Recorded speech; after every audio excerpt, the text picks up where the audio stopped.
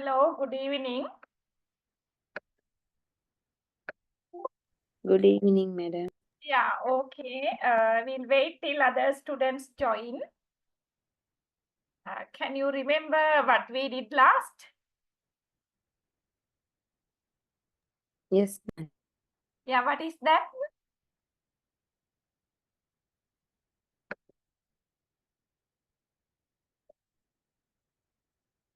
Yeah, let me check it with you.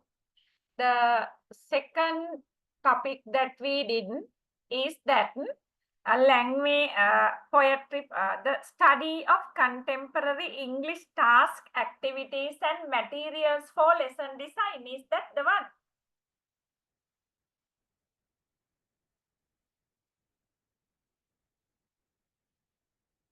Okay. Anyway, Third one, madam. Development and analysis of syllabus and textual materials. did we do that? Yes, ma'am. Latter part you should discuss. Okay, sure. I will share it. And after that, we'll go to the other topic.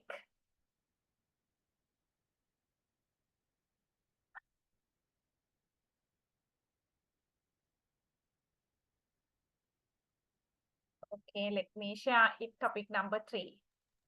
Okay, so this is what we were doing.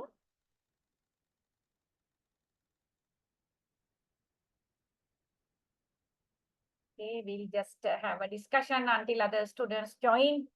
Okay, development and analysis of syllabus and textual materials. So this is what we started. Am I correct? Yes, madam.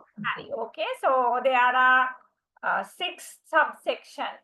So out of these 6, what is remaining?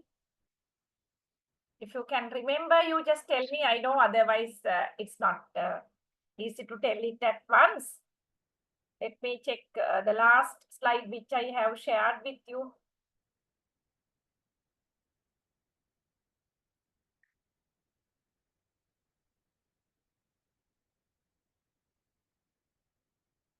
Yeah, so this is what we did last. So here, understanding the relationship between curriculum, syllabus and textbook, we did.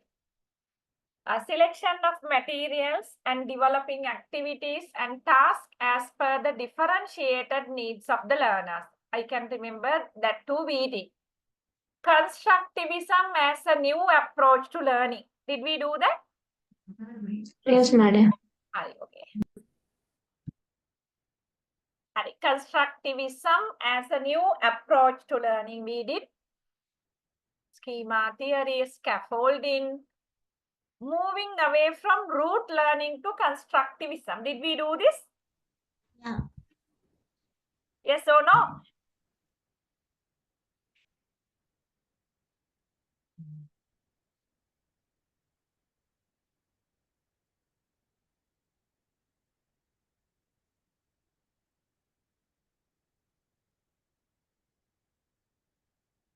I think we did not do this. Inclusive education, did we do this?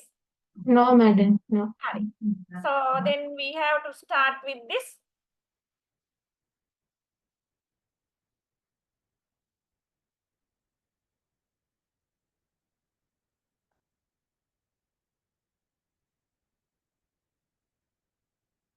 No idea? From here only we should start. No? Okay, sure. We'll start with this. Okay. So here, moving away from rote learning to constructivism. So now you have a very clear idea about constructivism. So what is rote learning? To understand this, you should have a clear idea about constructivism and rote learning. Okay, moving away from rote learning to constructivism. Okay, what was first? What came first?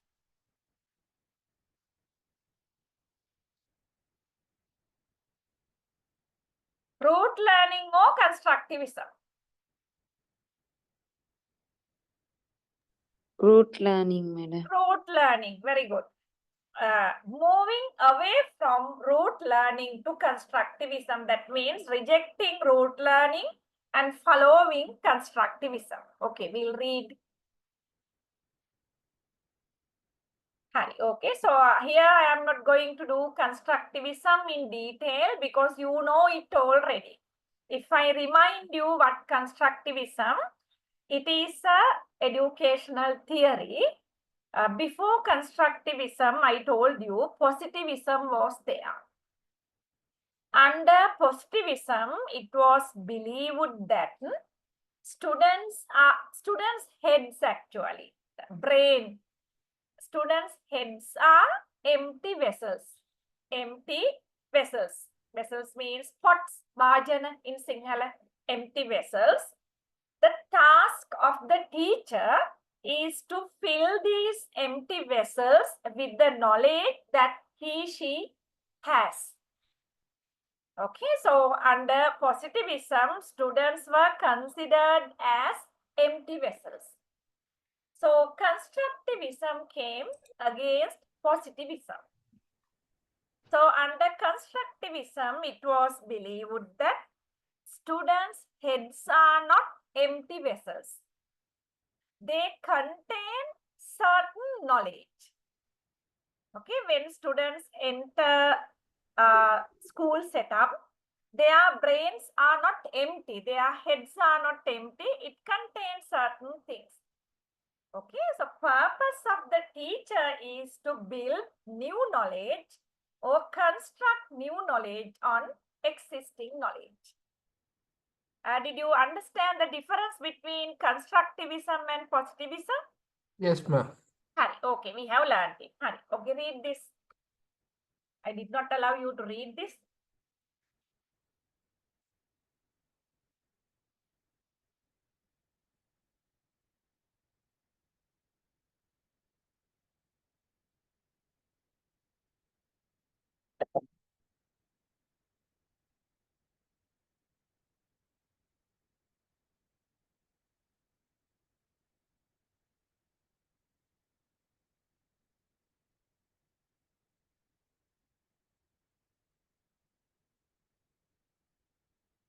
Okay, ma'am.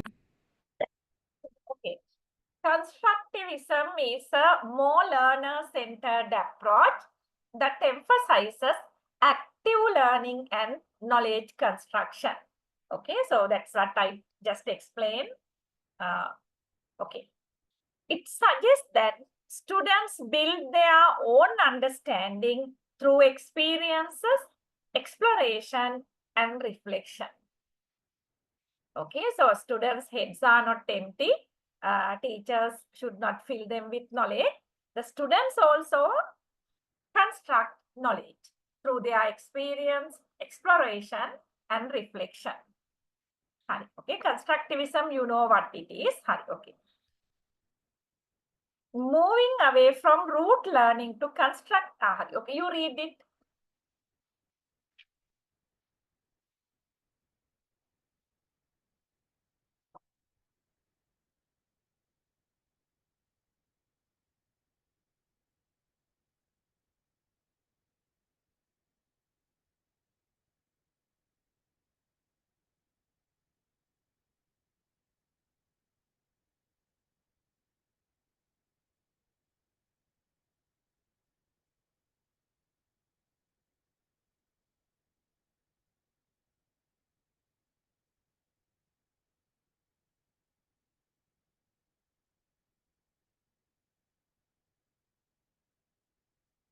Okay, ma'am.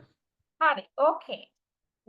Moving away from rote learning to constructivism means adopting a teaching and learning approach that focuses on meaningful learning, active engagement. Okay, before that, let me check whether I have explained what rote learning. That slide is not there. Here. Okay. I skipped this slide, I suppose. Sorry, okay. Now, just get an idea about what rote learning is.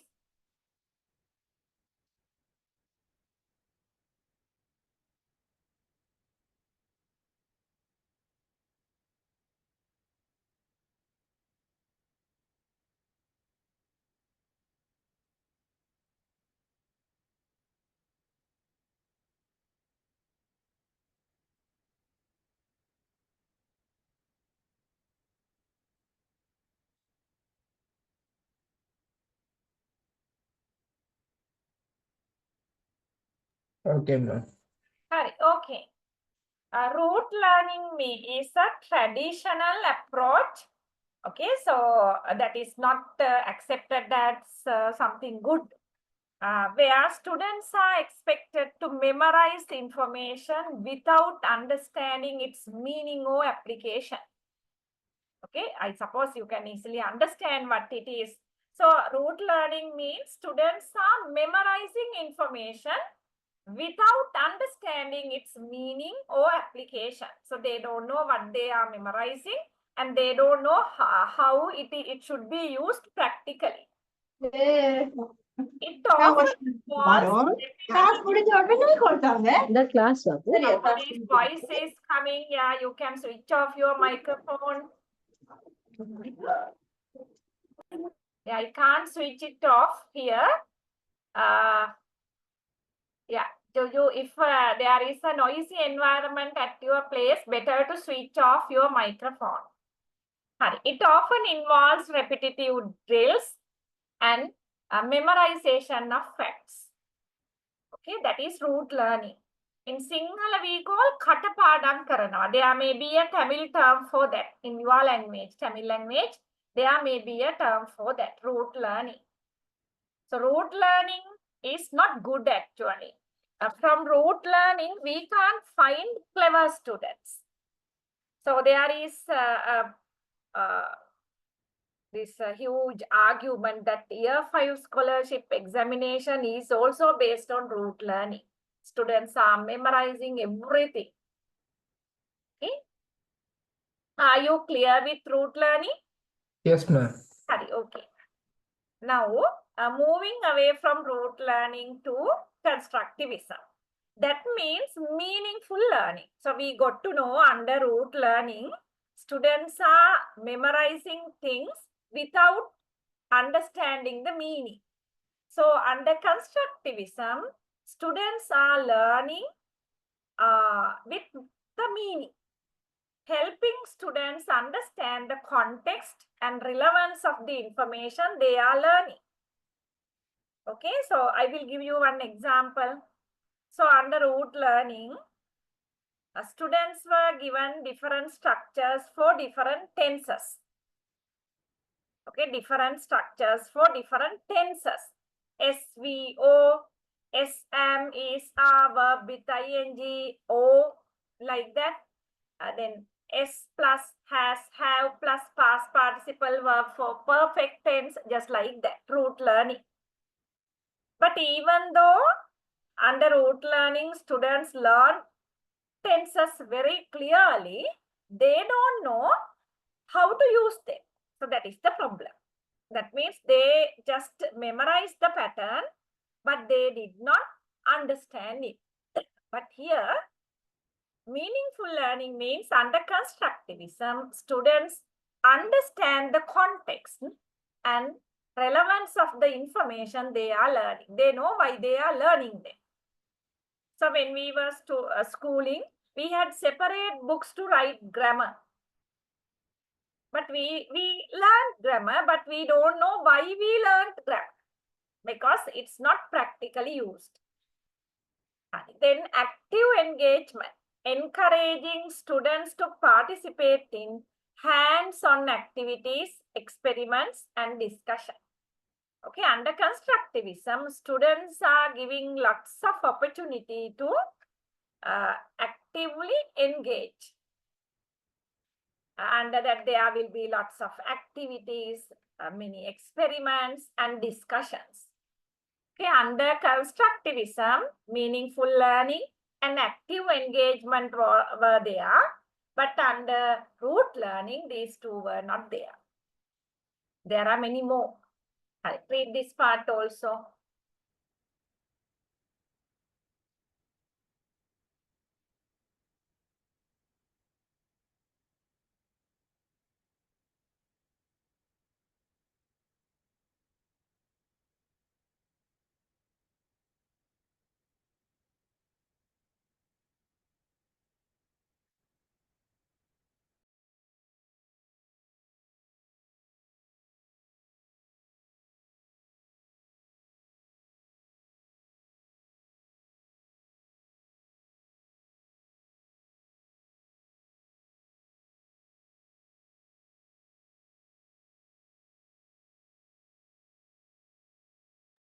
Okay, ma'am. Okay, ma'am. Okay. Critical thinking. So under constructivism, critical thinking is promoted, promoting higher order thinking skills such as analysis, evaluation, and problem solving. Okay, so I hope you all have heard of Bloom's taxonomy of cognitive domain. If you haven't heard, no issue. Hari. According to Bloom's taxonomy under cognitive domain, the lowest level is knowledge actually. Knowledge means what we can remember. But above knowledge, understanding, applying, analyzing, evaluating, they are there. So they are higher order thinking skills. Okay, under root learning, only the lowest level knowledge it was touched. But under constructivism, the certain higher order thinking skills were promoted. They were analyzing how to analyze things, how to evaluate things, how to solve problems. Yeah, all those things were taught. And then collaboration, fostering a collaborative learning environment where students work together to construct knowledge. Under root learning, the students learn individually. But under constructivism, students learn together. They construct knowledge together. Okay, by moving away from rote learning and embracing constructivist principles, educators can create more engaging and effective learning experiences for their students. It's a good thing happened in the field of education. This good thing is actually moving away from rote learning to constructivism. Moving away from memorizing to meaningful learning. In other words. Okay, do you have any questions regarding this? No, ma'am. It's clear. We'll go to the next one. The concept of inclusive education. What is the opposite of inclusive? Exclusive. Inclusive. We'll see what it means. Okay, just read.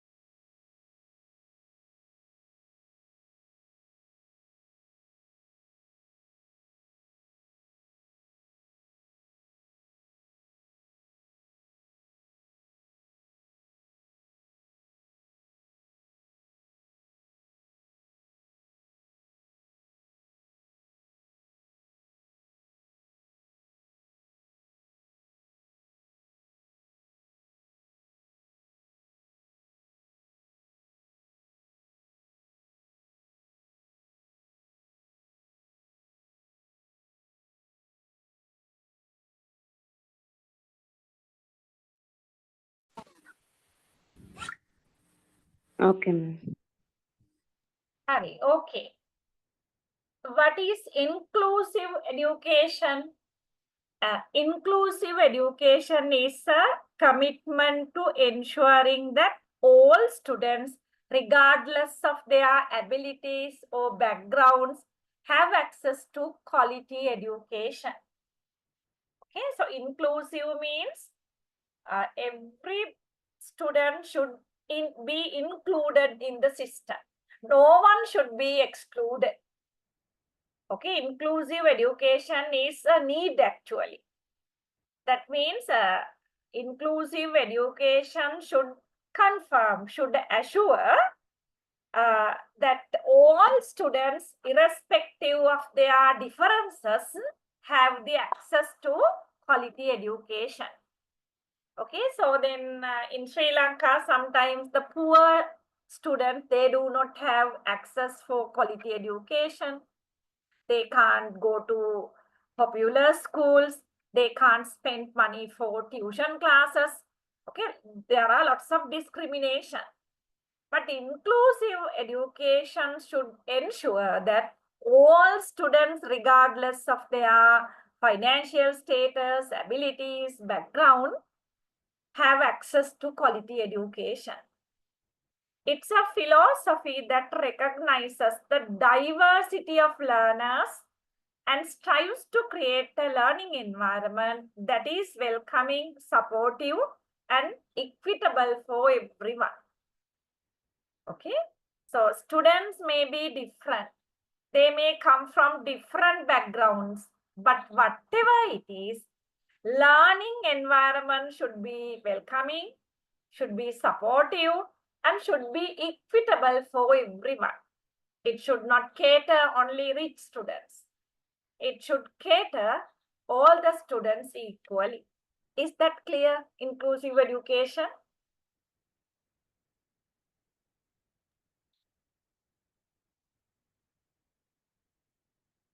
Okay, any question about inclusive education? Tell me whether you got it.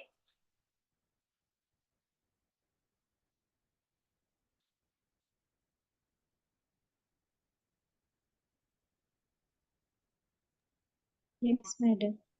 Clear. Okay. And key principles of inclusive education. Just read.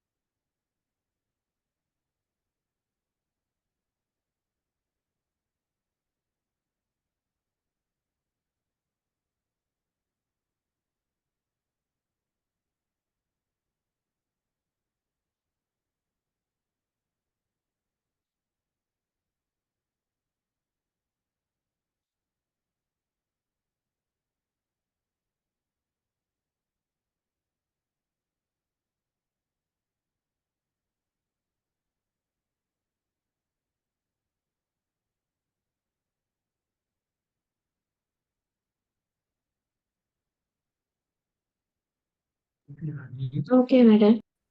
Harry, okay. So these are the key principles of inclusive education. What is inclusive education? Check whether you can remember it. Inclusive education should cater all the students equally. That means irrespective of differences among students, all the students should have access to equal education. Okay, something like this.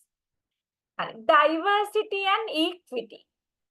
Embracing the diversity of students. Inclusive education accept diversity of students. What is diversity? Differences. In Sinhala we call vividatvaya. And we say biodiversity.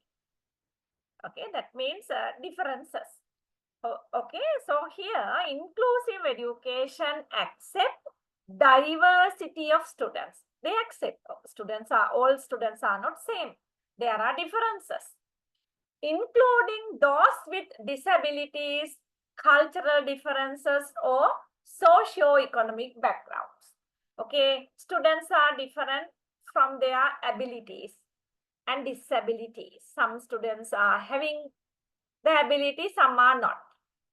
And students differ according to cultural differences. Sinhalese students, Muslim students, Hindu, Tamil students, they are different. Socio-economic background. There may be some students from rich families. There may be some students from middle families. And there may be some students from very poor family. Okay, but all these differences are accepted under inclusive education. Is that clear? Yes, ma'am. Yes, ma'am. Right. Next one, accessibility. Ensure that all students have access to the curriculum, resources, and support they need to succeed. Okay, so whether the student is Sinhalese, Muslim, or Burgher, whether the student is rich, middle level, or poor, all of them should have access to the curriculum, resources, and support they need to succeed. Okay, so irrespective of those differences, all the students should be having access to these curriculum, resources, and support.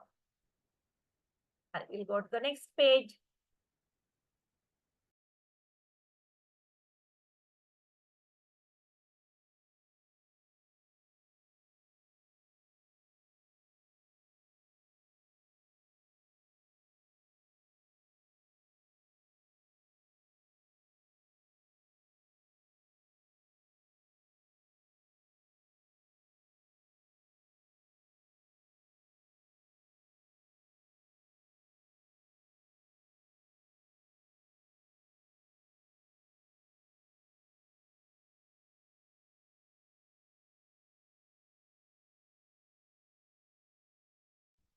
Okay, madam.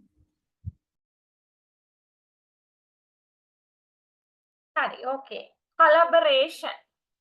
Working together with families, teachers, and support staff to address the individual needs of each student. Okay, so under constructivism, students are not alone.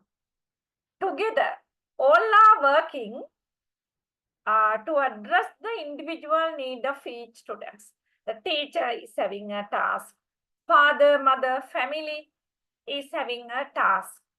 And then support staff, they are also having a task. Together, they work for the individual needs of each student. Then differentiated instruction, providing a variety of learning opportunities to cater to different learning styles and abilities. Okay, so students are having different learning styles and different abilities, and learning opportunities should be provided to cater all these differences. We'll see what else.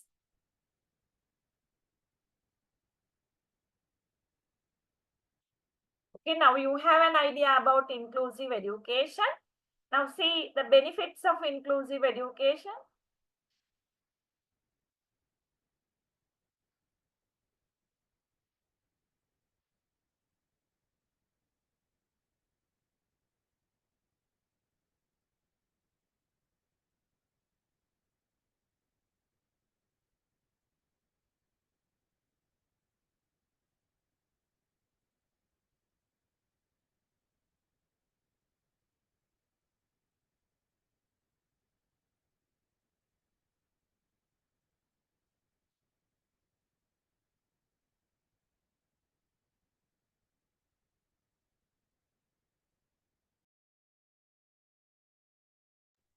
Okay, madam. Okay, benefits of inclusive education.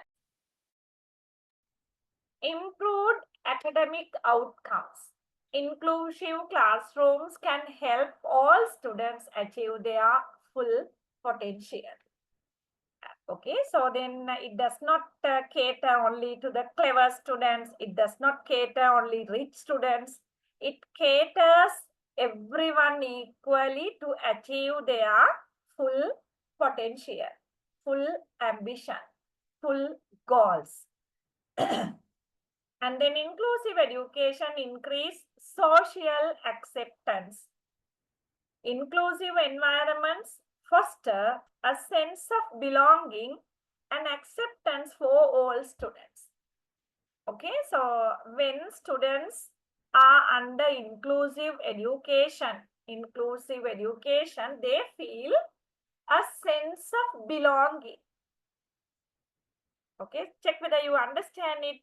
But under positivism, the early before constructivism, the students, some students felt that they do not belong to that community, because when the teacher is catering only the rich students, only the clever students, the poor and weak students, they felt they do not belong to any category. So they were isolated in the classroom. Only the clever students, they went forward, while the poor students, they were behind. But under inclusive education, it is not like that. All students are having sense of belonging. Is that clear? In the past, actually, the teachers, they went with, most probably, there may be exception, with the clever students.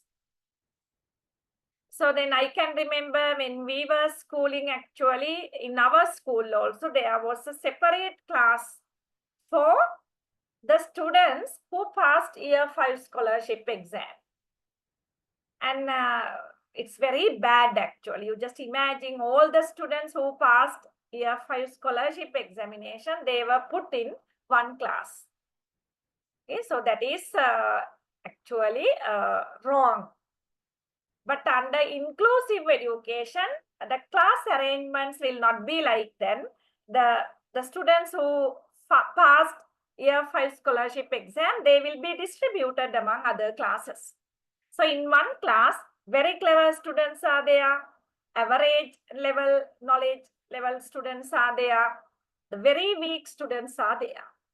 But where the learning environment should cater everyone equally. Is that clear? Yes, ma'am. Okay, we'll go. Yeah, read that also.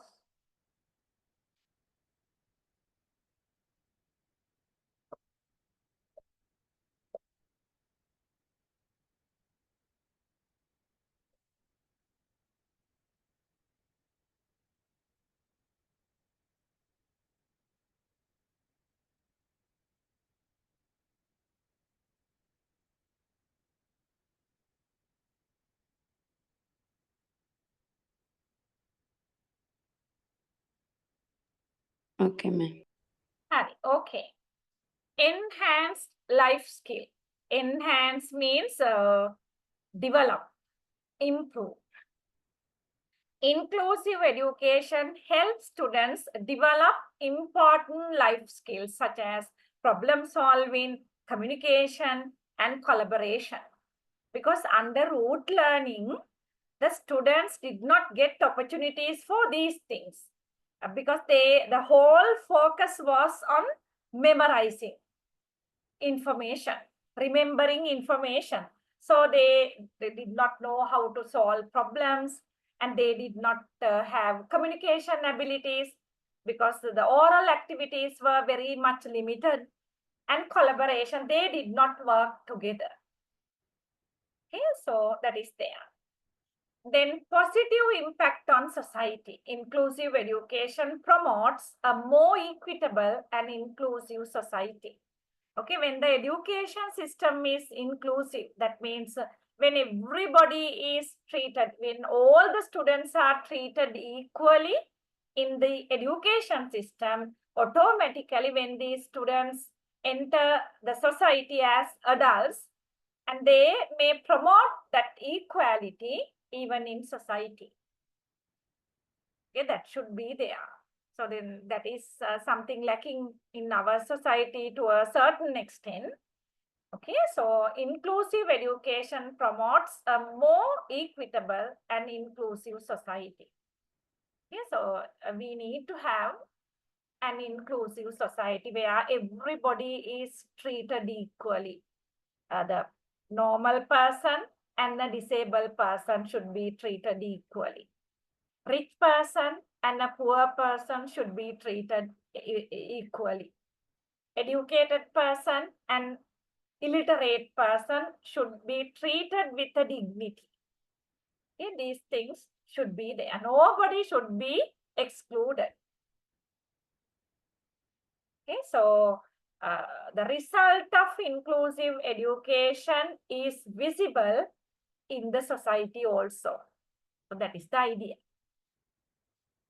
If you have a doubt, question, you can ask it, you can raise it, or else you can put a message. So then now we got to know what is inclusive education, and we got to know the advantages of inclusive education. But still, to practice inclusive education, there are challenges. Okay, we'll see what they are, the challenges.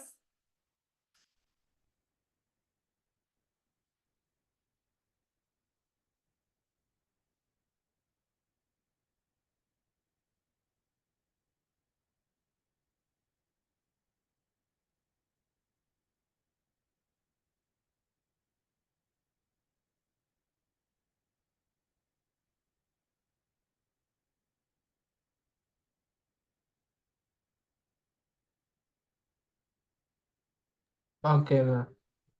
Okay. Challenges and strategies.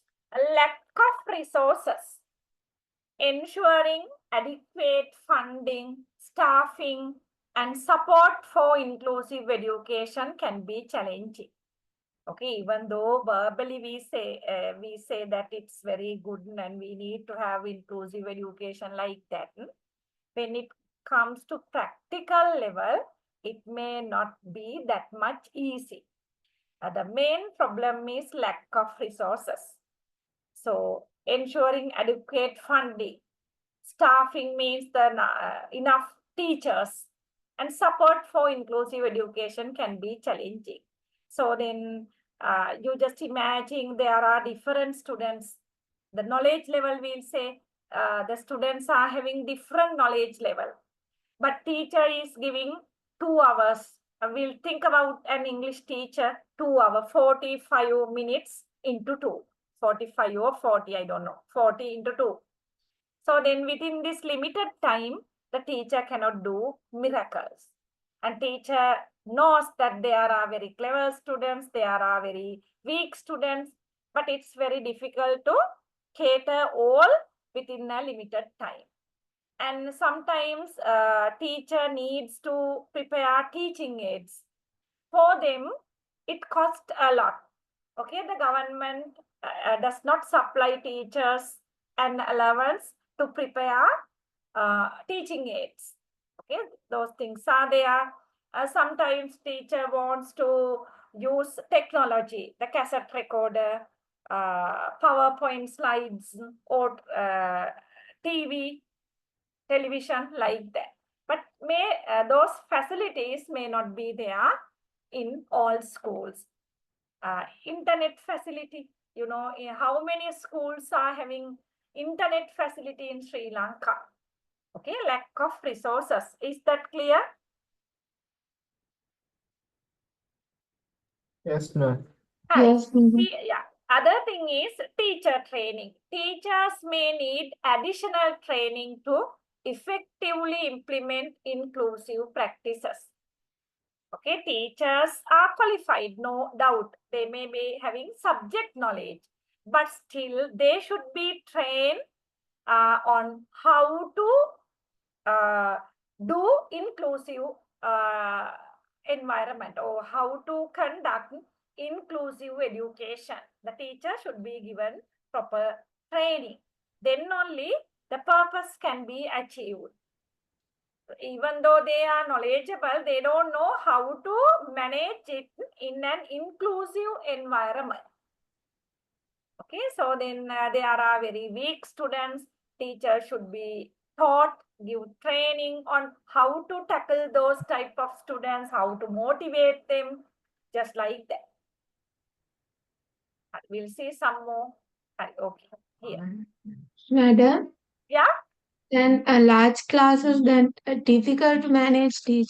Yes. Yeah, very good point. Yeah, you are telling a very good point. Yeah. The lack of Teacher cannot resources. give pay attention for each students, Yeah. especially those with Yeah. special needs. Yeah. Special needs. The large classroom also can be put under lack of resources. Because all the students are put in one classroom, maybe lack of teachers. What you told is correct. So in Sri Lankan education system, prime number of students in a primary class is above 50. So then when they are in grade 1, it will be something like 36. That is the approved number. Okay, but when it goes to second term, list there are different malpractices actually. So accepted number can be seen only in the first term of the grade 1. But later the ministers are sending a list and then in different ways. If it is a popular school, you just see. So it is definitely above 50, as you told. So with 50 students, it's very difficult to implement inclusive education. Yeah, what you told is correct. You can note it down also. Okay, this one.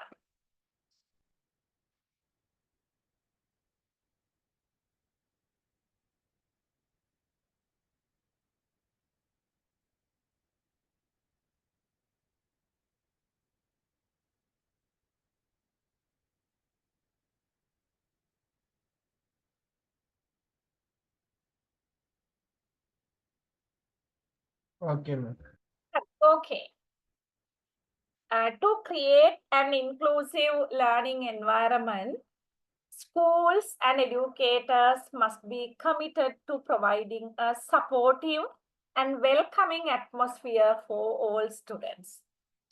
Okay, so education system should be supportive and it should welcome.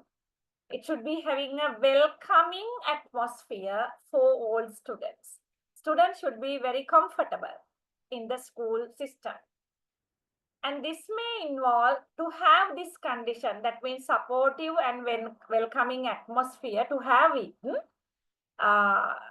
This may involve making physical accommodation, enough classroom, the accommodation, the size of classroom, and they should be there, and there should be more accommodation, providing additional support services. So then other than the education, there should be other supportive services, just like medical services, health, medical and health, sports, then entertainment, and adopting inclusive teaching practices. The teacher should use inclusive teaching practices. Okay, the physical accommodation and all these things. So that is needed.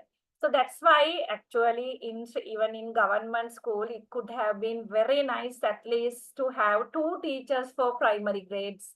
And that is practice in international schools, I know. For small classes, grade 1, 2, 3, one teacher cannot handle 50 students actually.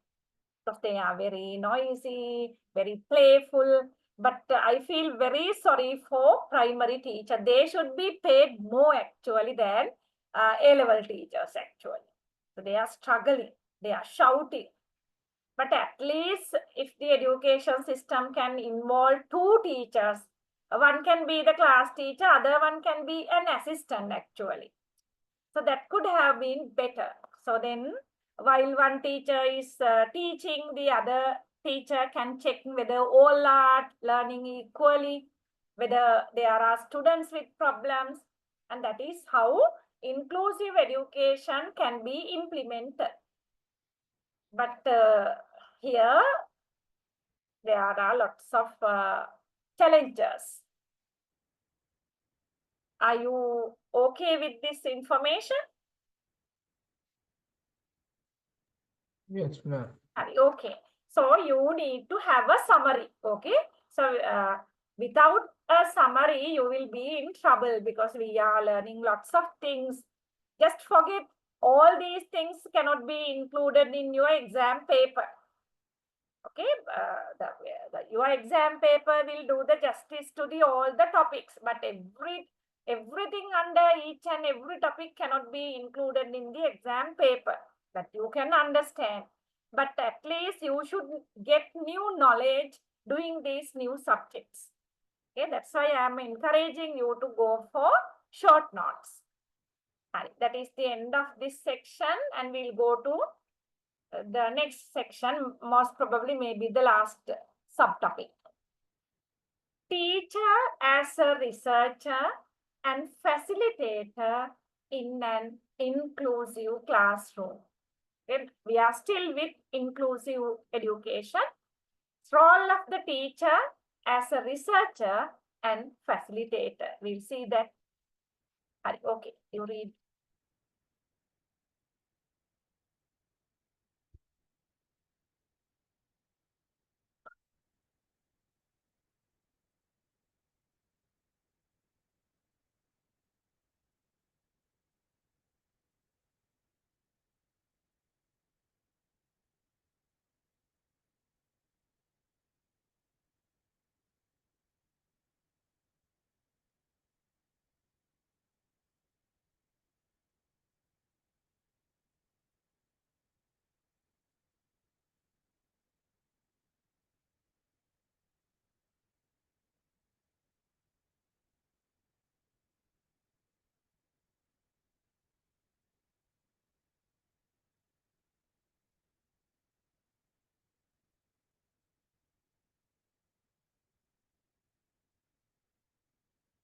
Okay, ma'am.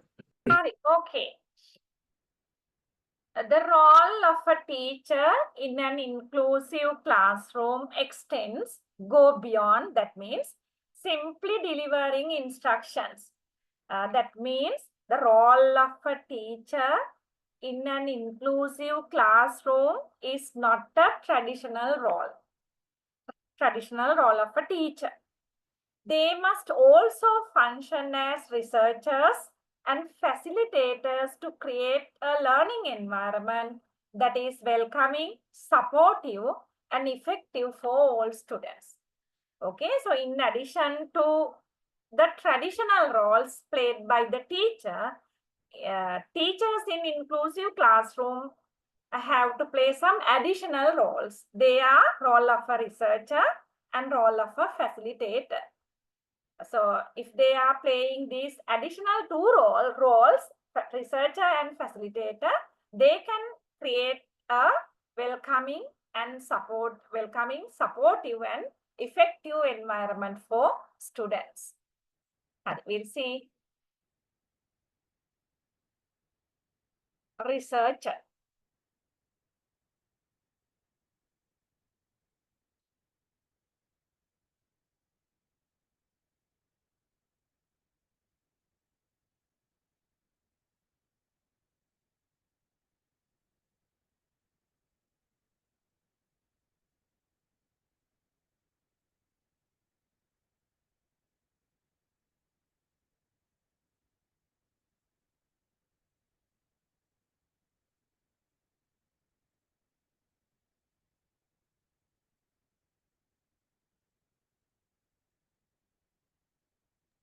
Okay, ma'am.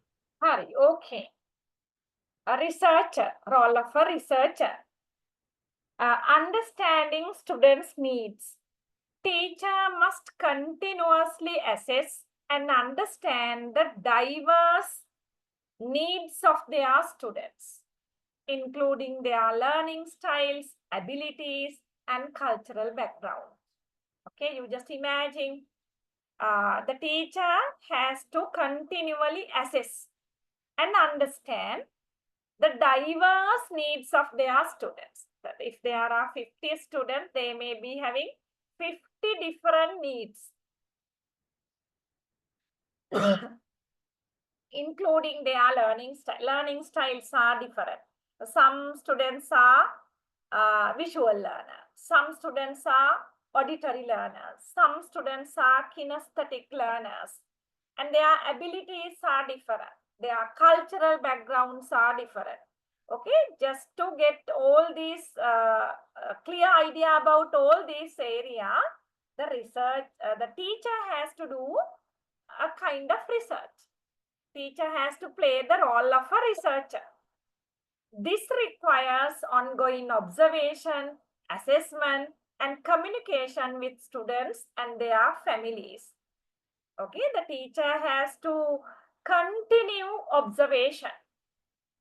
So it doesn't, the teacher should not just come to the class within particular time and go out of the class when the time is over, next coming the following day. It's not like that. The observation should be going on. Assessment should be done. And communication with student. Teacher has to talk with the students. A teacher should not always talk only the subject matters. Some friendly talk that is needed. And sometimes teacher has to talk with the family members, maybe father, mother, like that. At this moment, I can remember a nice movie actually. There was a Hindi movie. If you watch Hindi movie, you can see. Have you heard of a movie called Hitchki? Any student who watched it? Hitchki. It's about a teacher who is suffering from some disorder in talking. So that is something she got by birth. As a result, she cannot talk continuously. Something is happening in, I can't remember the scientific term. That's why I am describing like this. So something is happening to her throat, and then she has to touch it very hardly. Then after a certain time, she will be normal. The title of the movie is Hitchki. It's a really nice movie, just to relax, watch that. Okay, so I think the actress Rani Mukherjee, she's acting as the teacher, the main role, the main character. Okay, so even though this teacher is having some speaking disorder, she wants to be a teacher. So then she is a girl, actually. She is a girl around 25 years old. So she is going for interviews at every place, at many schools. At all these places, she is rejected because of her problem. So then at one particular school, the popular school in a city accepts her as the teacher. And that is also because she talked to the interview panel very attractively. Initially, they rejected. And then she explained, how can you say I can't teach students? Now I explain about my problem to you all and you understood it well. Something like that. And then she was recruited not because they appreciate her. There is a worst classroom in the school. Even though it is a popular school, there is a particular class with the students from slum area. And that classroom is very famous as classroom as a worst students and with very low performance. Okay, you better watch the movie, then you will understand. So she assumed the duty as the teacher and she had lots of problems. And at last, she used lots of tricks and she goes to meet their parents. And then when she goes to slum area, she understands how these students are suffering. And at last, you can see that particular classroom became the best classroom with very high results. Okay, so that's what teacher has to continue observation, assessment, communication with students and their families even. And we'll go to the next one. This one.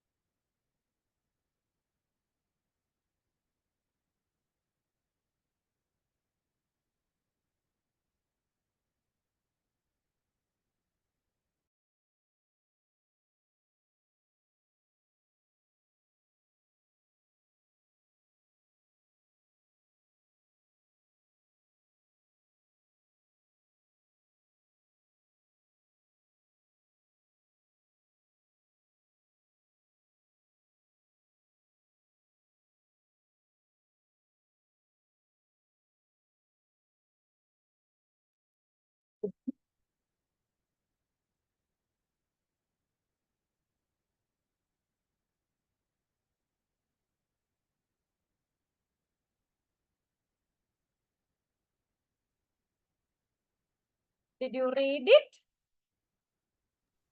Finish, madam. Harry, okay. Identifying barriers. Barriers, you know, obstacles, difficulties. Teachers must identify and address any barriers to learning, such as physical, emotional, or cognitive challenges. The students are having these, some students are having these as barriers, some physical disorder, malnutrition. For an example, maybe disabled students are there. There are physical barriers and emotional barriers. So sometimes students may be coming from different family backgrounds. Father and mother, they may be divorced. And maybe father and mother, they are always fighting at home. So there may be students with students who are emotionally damaged. Okay. And then cognitive challenges. Some students may be having very weak brain capacity. Okay, so teacher has to address these barriers and address them. Address them means teacher should search for solution. This may involve collaborating with specialists. Sometimes a teacher is not an expert about these things. Sometimes teacher can lead these students to specialists. So then I have heard and I know some certain physical disorders which parents cannot recognize are recognized by teachers. So one such thing is the students with poor eyesight. And you know, there are very young kids, young children with eyesight, poor eyesight. Parents will not notice it. But if a teacher is very vigilant and observable, the teacher can easily recognize this. And there is a length. Normally, the student should keep the gap between the eyes and the book. So small children, they can bring the book closer and read. But if a small children is reading, keeping the book very far, so the student is having some problem with his or her eyesight. So then teacher can suggest parents, I doubt the student is having some problem with his or her eyesight. You better take him to an optician or something like that. Or making accommodation to the learning environment. Okay, so with specialist or making accommodation to the learning environment. Or you can think of a way that you can accommodate the student with problem in the learning environment.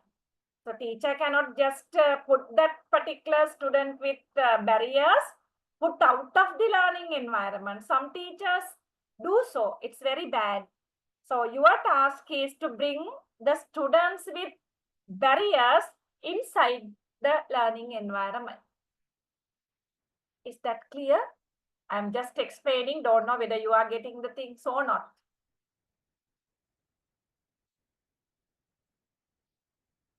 Are they clear? Okay. Harry. And then data-driven instruction. Teachers should use data to inform their instructional decisions.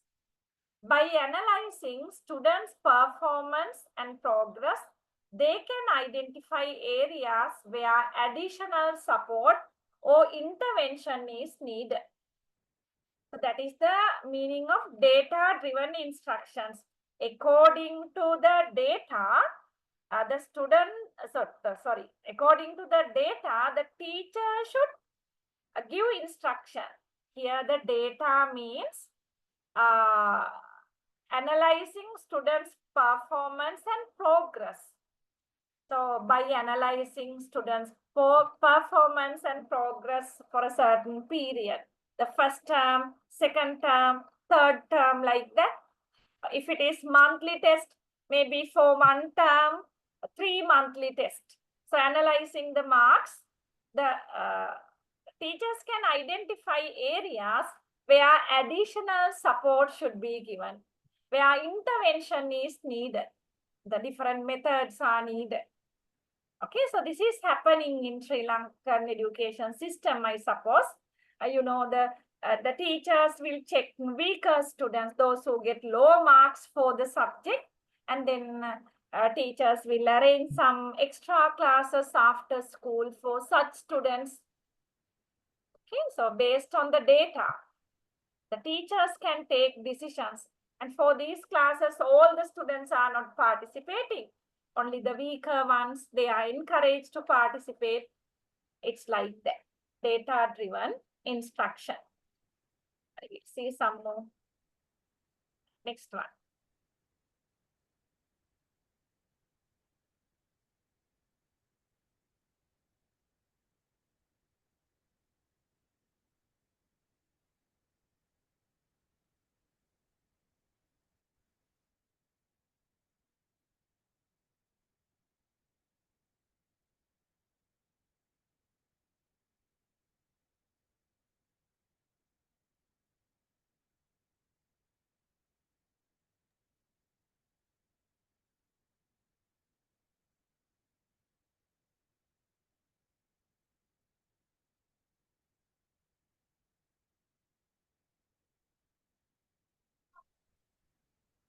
Okay, madam. Okay.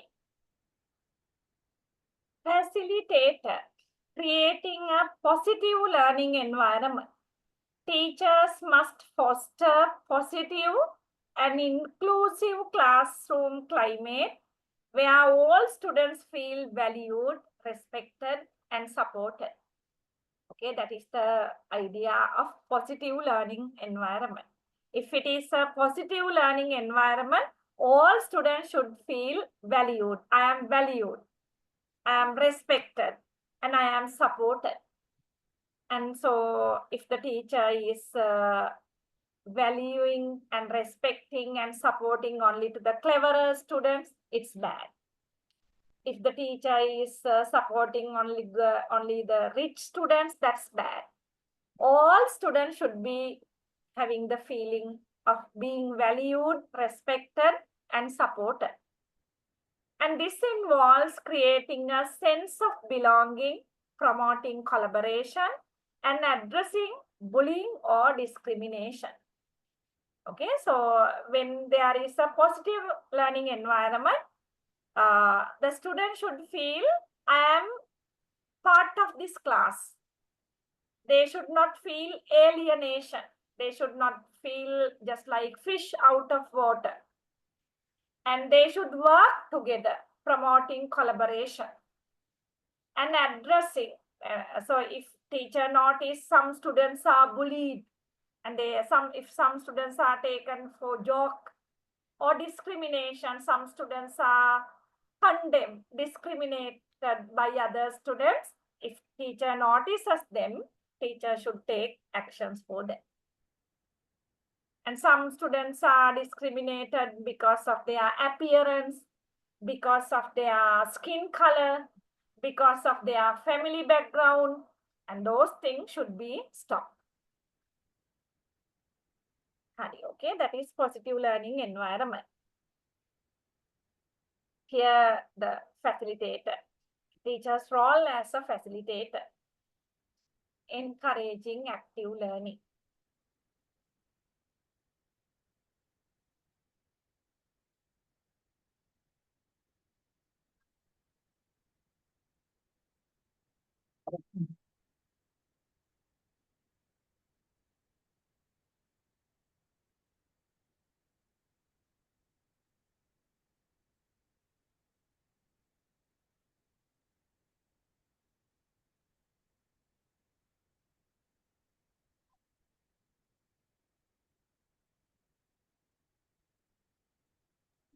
Okay, madam. Yes, encouraging active learning. Teachers should facilitate active learning experiences that engage students and promote critical thinking. This may involve using hands-on activities, group work, and real-world projects. Okay, so doing hand-on activities, that means the students should do certain things with their hands. They should perform certain things, and they should do group work, and then they should do real-world projects. Then only they can actively involve in learning. The basic idea here, teaching should not be limited only to classroom. Learning should not be limited only to the classroom. The teacher should give students to practice what they learn. So that is the meaning of active learning. So if the students can do projects, the students can do group work, students can do role plays. There are different activities. Students can organize certain activities. So they are getting a chance for active learning. In Sri Lanka, actually, that is the problem. Students are highly knowledgeable. They know what should do, what should be done, and what should not be done. But they are limited only to the book. And the students, they know cutting trees is not good. When we cut down trees, the temperature, the hotness will increase, and then ozone layer will get damaged. All these things are there. And students know we should protect environment. We should not put litter, the plastic, polythene in the environment. So when they write exam papers, they write those things and they get 100 marks. But you just see, when we get into our environment, the drainage system is blocked with polythene, plastic bottles, everything. And on either side of the road, the litter, the ice cream wrappers, the toffee, chocolate wrappers, they are there. Okay, so that is happening because our students are not practicing active learning. Okay, so as a facilitator, a teacher should try to involve students in active learning. Okay, if there is a doubt, you can ask. Okay, next one, providing support.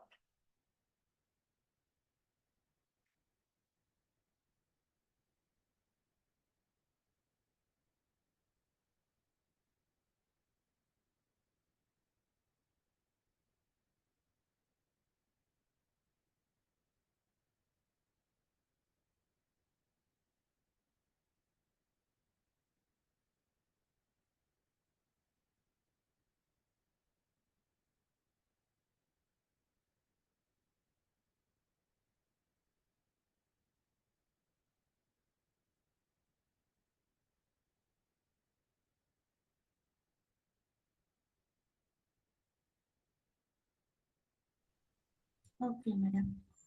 Okay. Providing support. Teachers must provide individualized support and guidance to students who may need extra help. All the students, they do not expect individualized support, but there may be some students who need extra help. This may involve offering tutoring.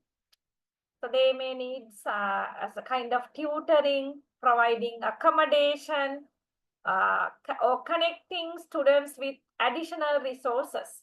So there may be different way that they need some additional support. It may not be up to this level. Sometimes there may be students who need very clear guidance. There may be students who expect certain light explanation, easy explanation. The teacher should understand them and provide them. By combining the roles of researcher and facilitator, teachers can create inclusive classrooms that meet the needs of all students and promote their academic and personal growth. Okay, if a teacher needs to create an inclusive classroom environment, the teacher has to play some additional roles than the traditional roles. These additional roles are a role of a researcher and role of a facilitator. Is that clear?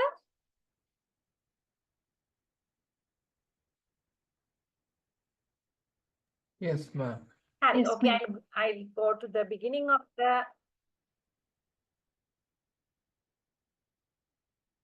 Sorry. Harry, okay. Here you see whether we have covered these 6 areas. The last 3 you may remember because we did it today.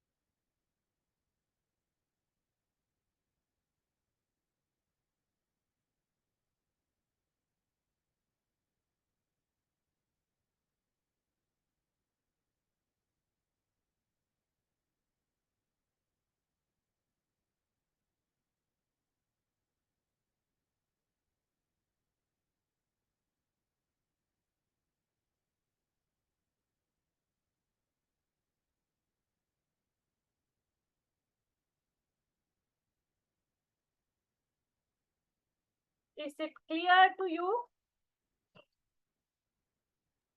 Yes, ma'am. Harry, okay. If it is clear, we'll go to the next topic. Okay, so we will start it. I don't know whether we can finish it. Let me share it. Okay, this is this. The 5 is instructional model based on the constructivist approach to learning. A great part of this subject is based on constructivism. 5 is model. There is a model, 5E model. Okay, and here you will be getting a thorough understanding about this 5E model. We will go to. So under this topic, these are the subtopics. You just read.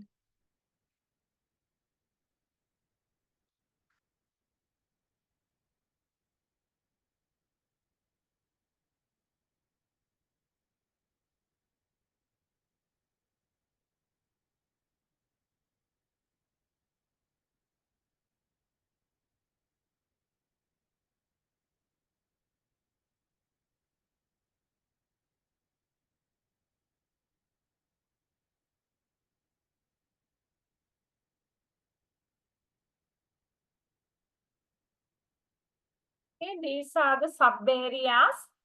Behaviorist and constructivist paradigm. Implication of 5 is in the context of English teaching methods, relevant student and teacher behavior. Okay, so don't worry about the topics. You can't understand what it is fully from these wordings, but we will be doing them in detail. So behaviorist and constructivist paradigm. Constructivism, you know already because we did it in the previous lesson also. But behaviorism is something new. We'll just pay more attention to it. Okay, so out of these 3 topics, we are going to the first one, behaviorist and constructivist paradigm. Behaviorist theory. Okay, okay, just get some idea about behaviorist theory.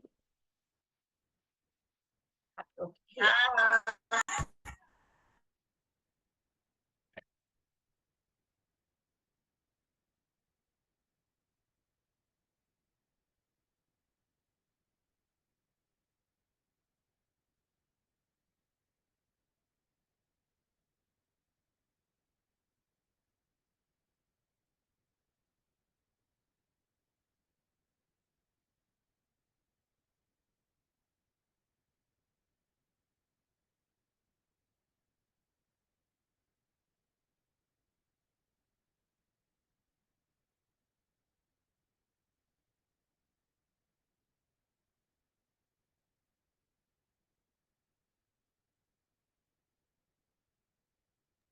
Okay, madam. Hari, okay.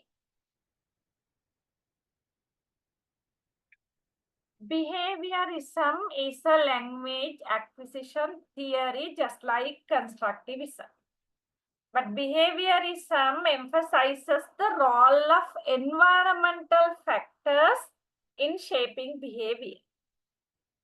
Okay, that means how does the environment affect shaping our behavior? That is the basic idea. In the context of language acquisition, behaviorists argue that language is learned through conditioning, primarily through imitation and reinforcement. Okay, so then behaviorist, those who believe in behaviorism, they believe language is learned. The language is learned through conditioning. Certain conditions should be there for a person to learn a language. Primarily through imitation. People learn language through imitation and reinforcement. Okay, we'll talk about these things in detail. B.F. Skinner is the most prominent figure associated with behaviorism. Okay, now we'll get to know about behaviorism. Key principles of behaviorism.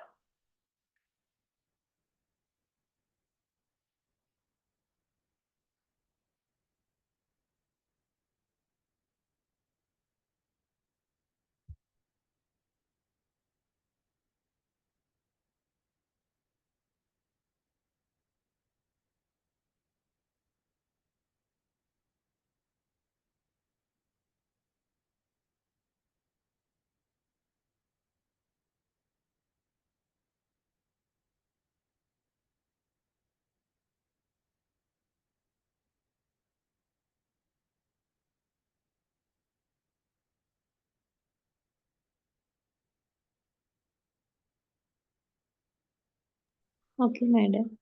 Okay, so you may feel a little bit difficult these things because of these wordings. We'll slowly learn. So key principles of behaviorism in language acquisition. So there are certain principles of behaviorism theory. Number one is learning as a result of conditioning. So classical conditioning, we'll go to the next slide. Oh, what is that? So what happened? Here, okay. Operant conditioning, there are two types of conditioning, classical conditioning and operant conditioning. So these are technical terms. Okay, so don't worry about it. They are technical terms. Classical conditioning, this type of learning occurs when a neutral stimulus is paired with a meaningful stimulus, causing the neutral stimulus to elicit a response similar to the meaningful stimulus. I hope you did not understand anything. Hari, this is one. If you want to get, I will explain like this. If you want to get a meaningful reaction, you have to use a neutral stimulus. See the example. For example, Powell's experiment. Yes, he's a behaviorist. Where a bell was paired with food to make dogs salivate. Is a classic example of classical conditioning. That means just to announce that lunch time or the food time is ready, the owner is using a bell. So when this bell rings, the saliva comes to dog's mouth. Okay, because when they hear the sound of the bell, they know, now it is the time for food. It's a classic example of classical conditioning. Did you get some idea?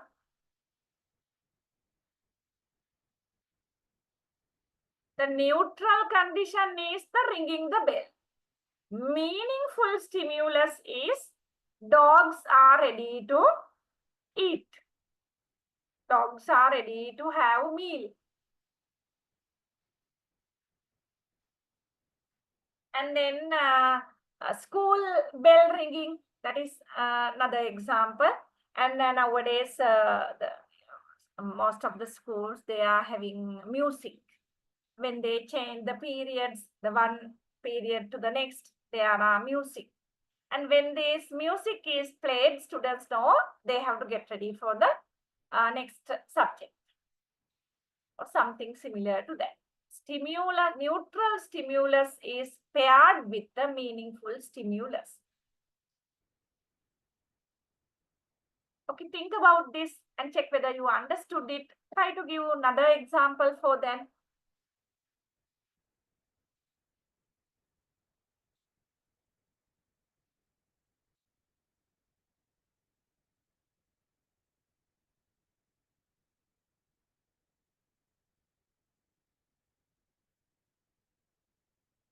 Some sort of stimulation should be there. In Sinhala, we call stimulation uttejanaya.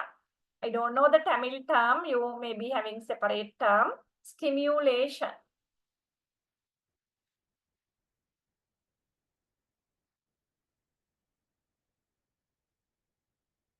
Okay, so the learning is also similar to that. There should be certain condition. Then only the learning will start. Affect.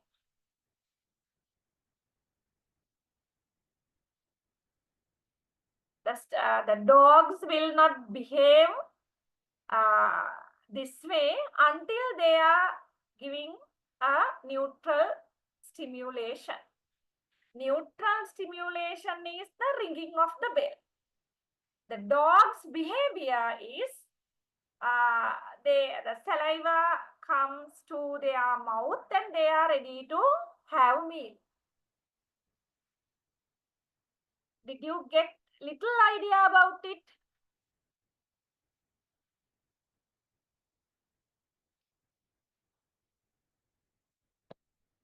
Yes or no? Yes, madam. Yeah, I know you did not understand fully, but we'll come back to this.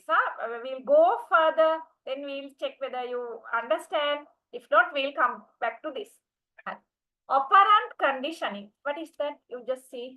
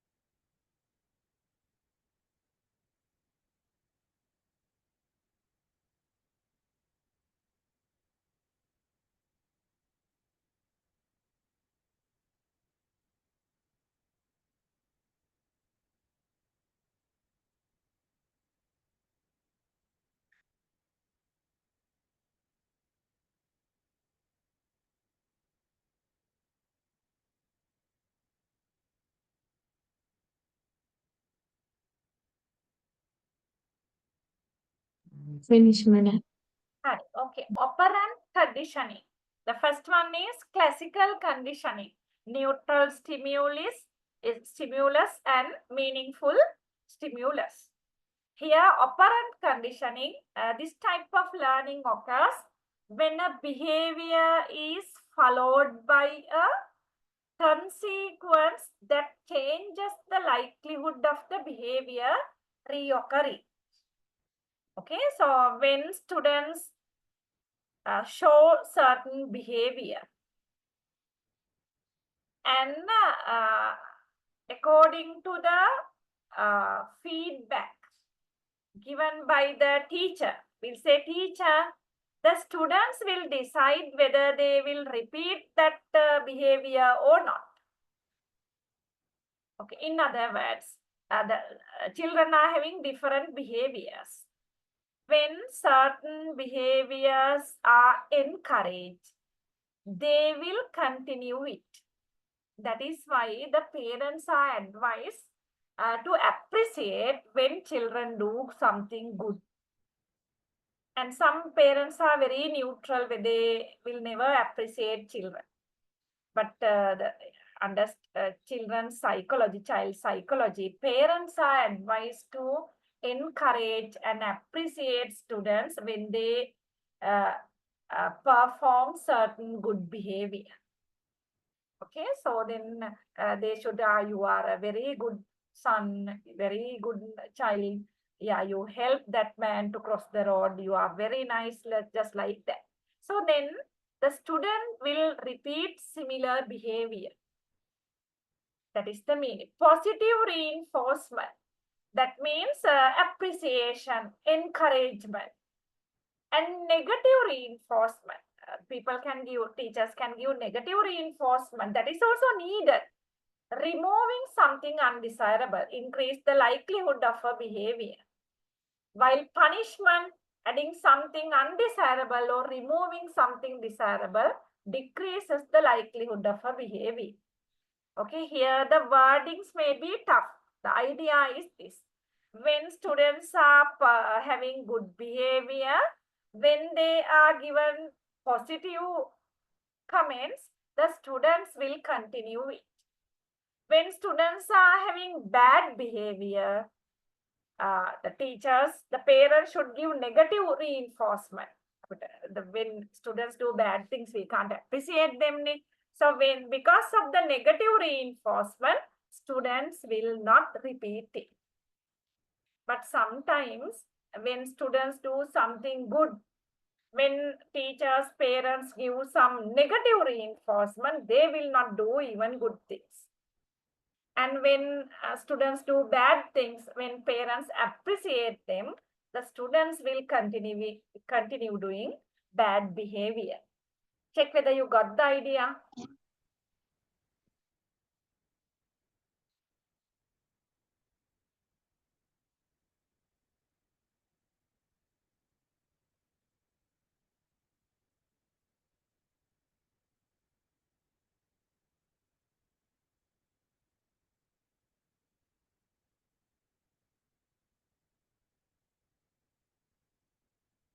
Okay, ma'am.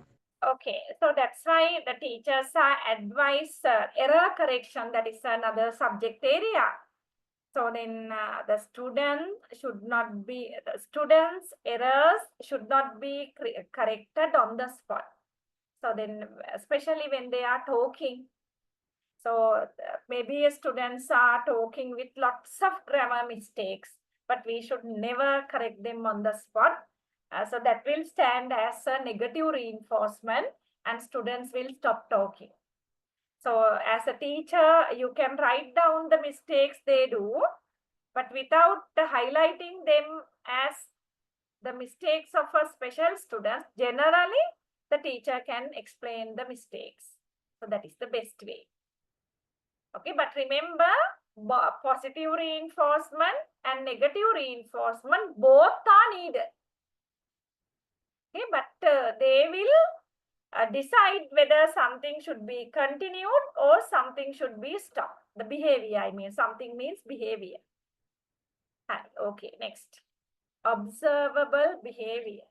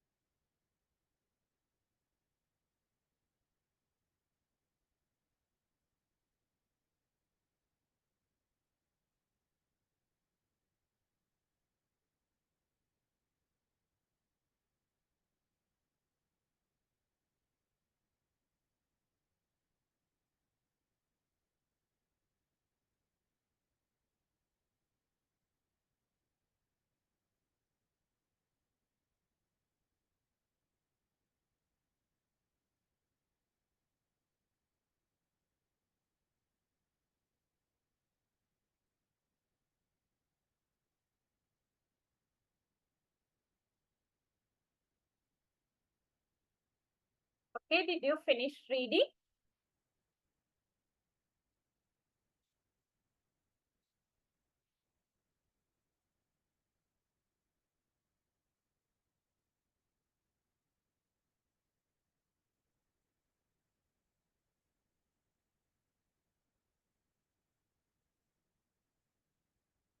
Yes, madam. Harry, okay, we'll see. So this is behaviorism. It's focus on behavior. Behaviorist focus on observable behavior rather than internal mental states or processes. So from this sentence, we should know there are two types of behaviors: observable behavior and unobservable behavior. Under behaviorism, the behaviorist focus only on observable behavior. So that's reasonable. Unobservable behavior we can't observe. Under unobservable behavior, the mental states and the mental processes are coming. So we can see how a person is behaving outwardly, but we can never see the internal behavior of the person. They believe that psychology should be a scientific discipline based on empirical evidence, and that subjective experiences are difficult to measure and study objectively. That means the psychology is should be a scientific discipline. So then there should be scientific instrument to measure a person's psychology. So that normally we cannot do simply observing. Psychology, the mentality cannot be observed. And you know, there are methods, criminology departments, they use such things just to verify whether the person is telling the truth or not. So they can observe it scientifically. Okay, observe. So under behaviorism, only observable behavior is concerned. We'll go to the next.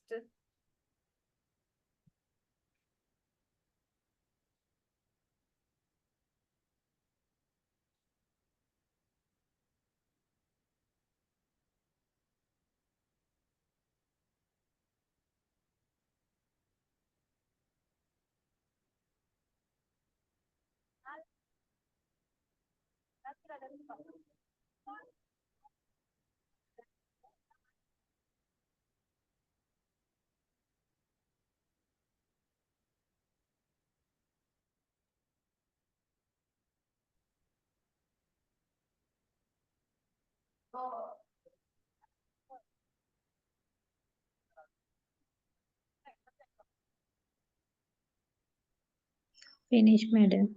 Hari, okay. So here, understand these two terms. Nature was nurture. Okay, spellings are different, meanings are different. Nature was nurture. Behaviorists emphasize the role of nurture. Nurture means environment. In normal sense, generally we say nature as environment. NATURE, nature is equal to environment. But here, environment, it refers to nurture. Is that clear to you?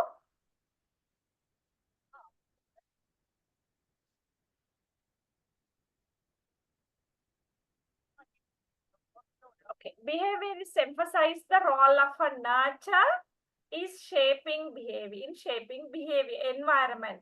So that means how does the environment of a person affect his behavior?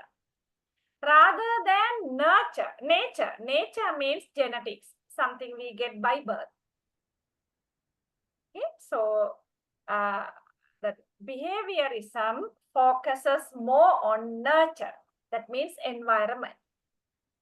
They argue that experiences and learning play a more significant role in determining behavior than innate traits or instinct.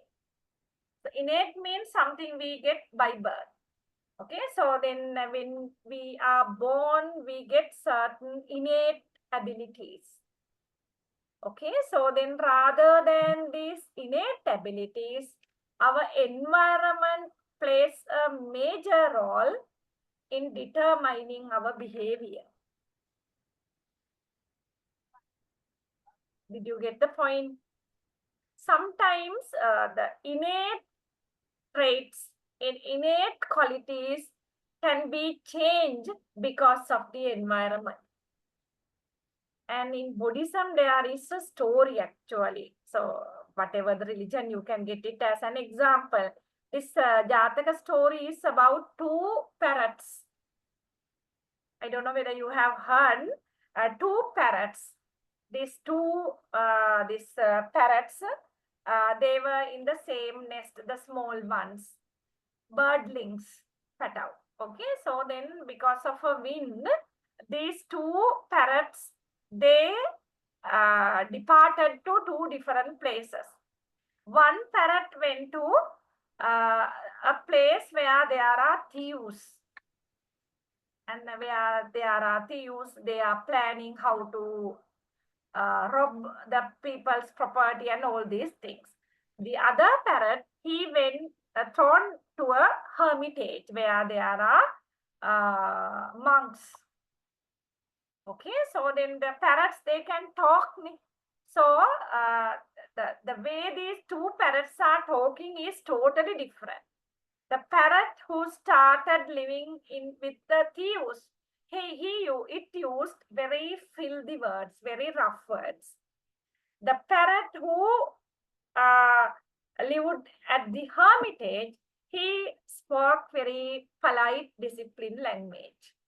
I just brought this example to talk about the importance of nurture in deciding the behavior. Okay, so other than the innate abilities, the environment where we are, it's very important to decide our behavior. Actually, our environment decides our behavior. Is it clear?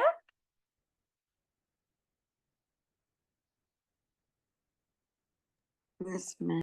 Hari, okay.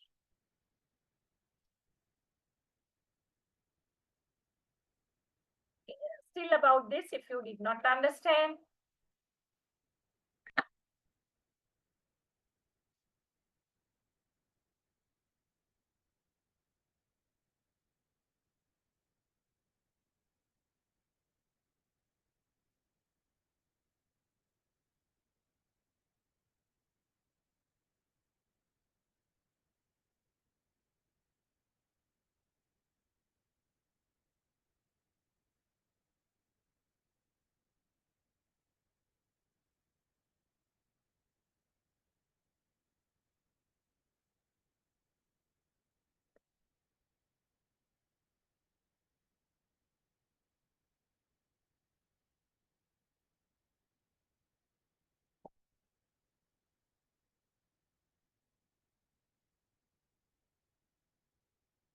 Here, the same thing we discussed now.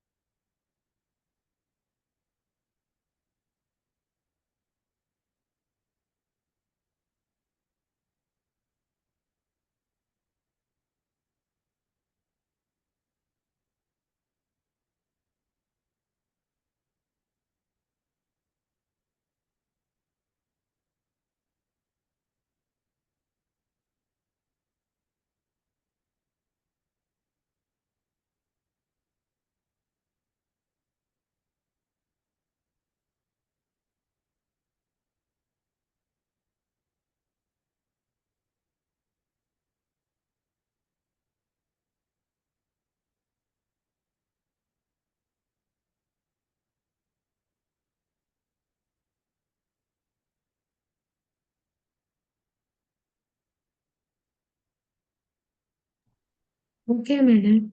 Hari, okay. Same thing, I will understand here also.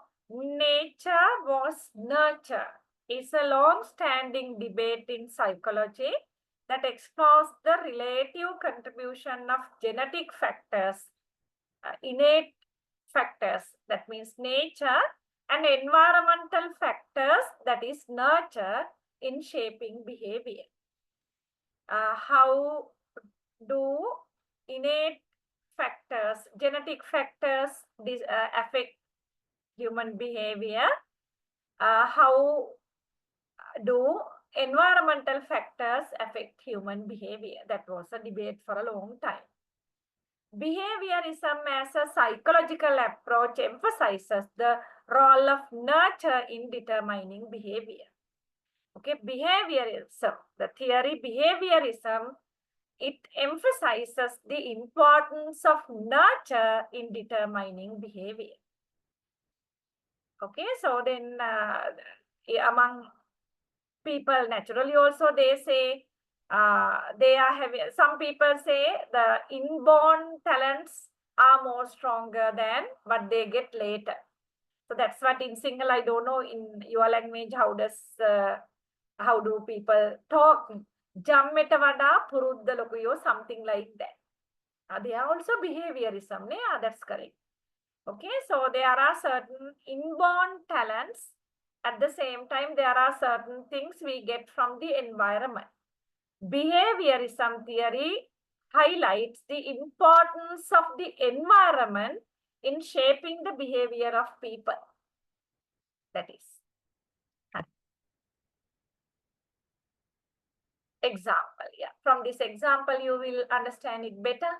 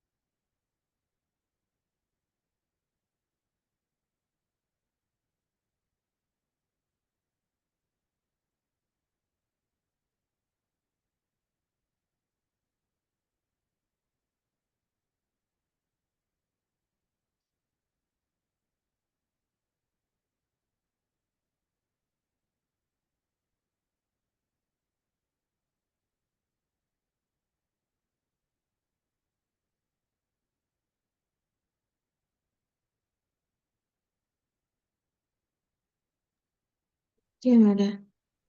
Harry, okay. Example. Consider the development of language skills. Okay, so just see how a student develops his or her language skills. While some people may have a natural aptitude for language learning, aptitude means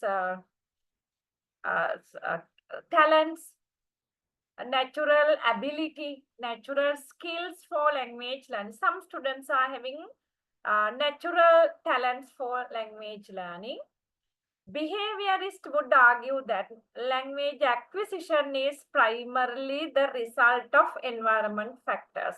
Even though there are some people who are having natural talents for language learning, the language acquisition is primarily the result of environmental factors such as exposure to language, opportunities for practice, and reinforcement from others, the feedback and all these things. Even a child with genetic predisposition for language learning, even though children with natural talents for language learning need to be exposed to language and have opportunities to practice in order to develop their language skills.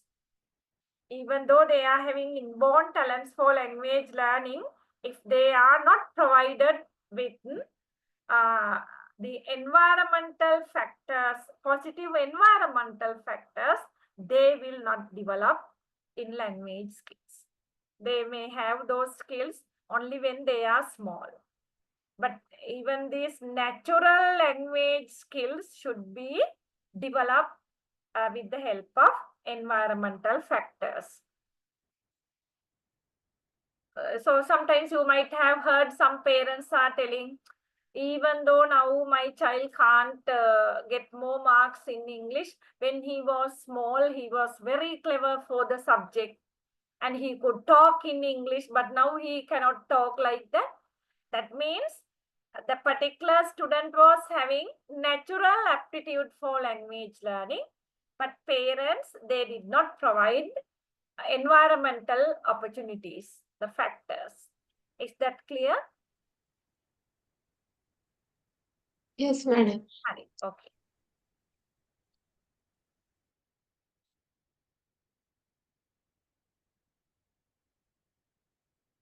Next.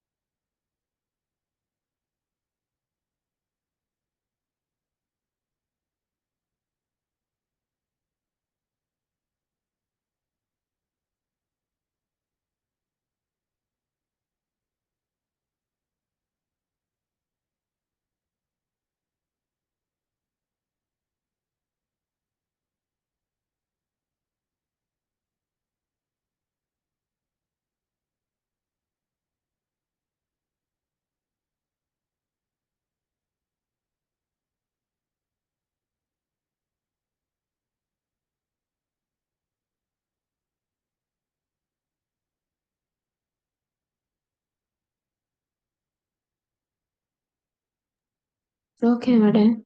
Okay. While both nature means inborn talents, and nurture means environment, play a role in shaping behavior.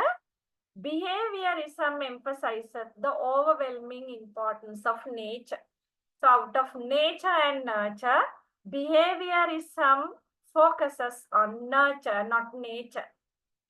This perspective has had a significant influence on psychology and continues to be relevant in understanding the development and modification of behavior.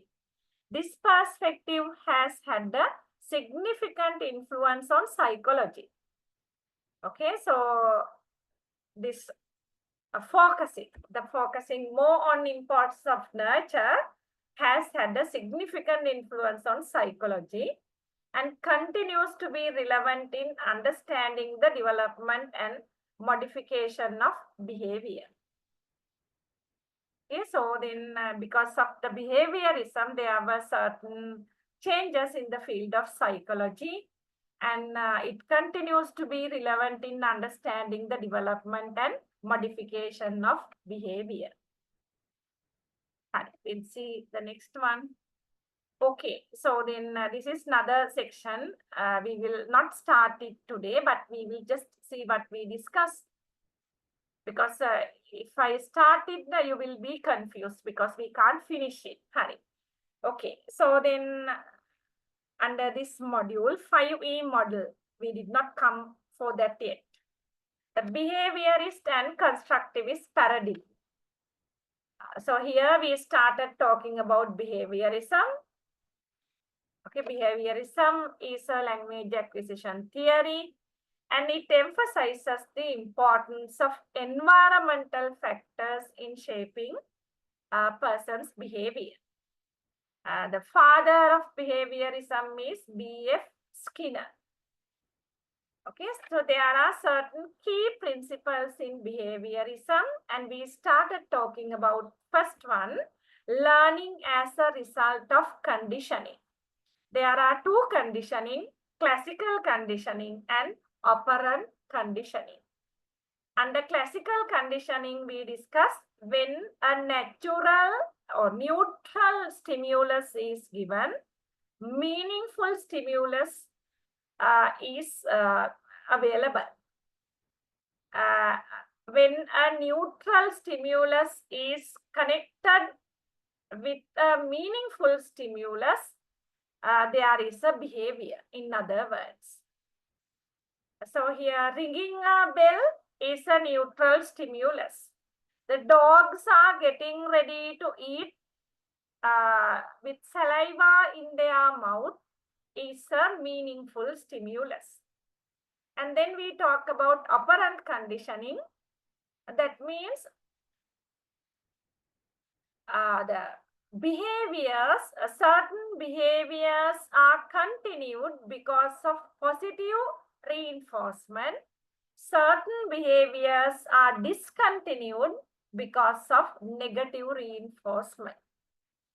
Okay, then we discuss both positive and negative reinforcements are needed. Then we came to observable behavior. The idea is there are different types of behavior. Some are observable, some are not observable. Under behaviorist theory, we are focusing only on observable behavior. We don't focus on mental behavior. And there, finally, we discuss in detail the concept nature was nurture. Nature, it refers to inborn talents. Nurture, it refers to natural environment. That means environment of the speaker or environment of the child. Under behaviorism, the focus is given to nurture, not the nature. So here we got to know one example. Also we discuss. So then when it comes to language development, nurture is very important because there are some students with inborn talents for language learning.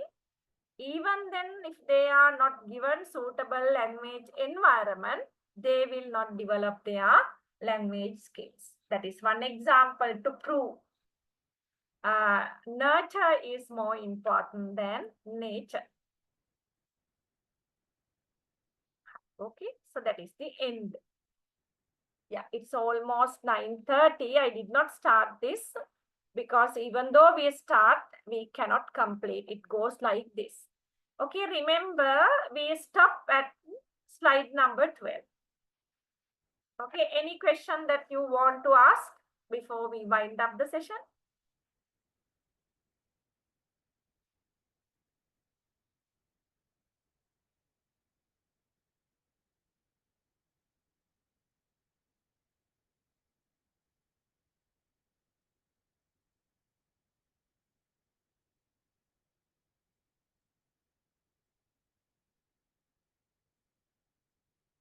Do you have problems, questions?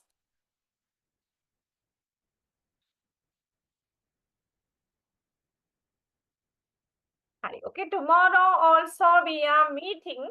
We are having lectures on Monday and Tuesday. So go through this lesson. I will share the slide today, don't worry. So then go through them and come for the lecture tomorrow. Shall we wind up the session then? Okay. Okay, then have a nice day. Good night. Thank you, madam. Okay. Thank you, madam. Okay. Good night, madam. Good night.